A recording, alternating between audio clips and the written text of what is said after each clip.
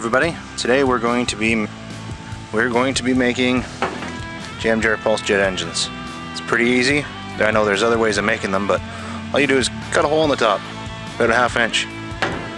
Put some remote control. So it's 20% nitromethane, 12% oil, and the rest is methanol.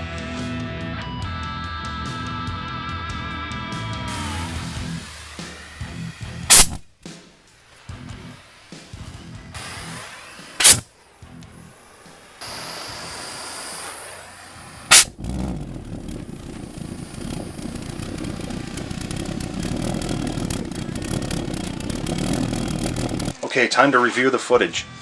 So initially I thought the first two jars were failures, but it turns out they weren't.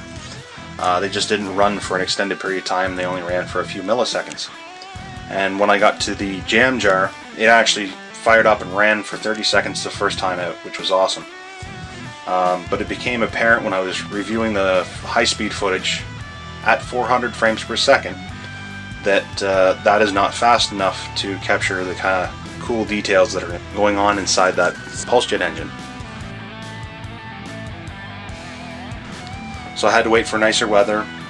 I went back out, filmed at 1200 frames per second, and yeah, it's just, I think it's totally awesome, the results.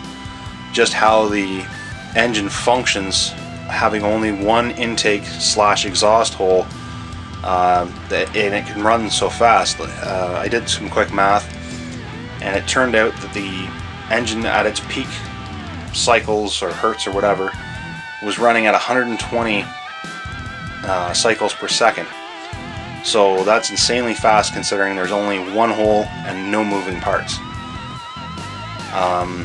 It's not going to win any rocket competitions. It's not an insane amount of thrust being put out by this thing. It's probably barely measurable, but it's still a really cool little tiny experiment you can run.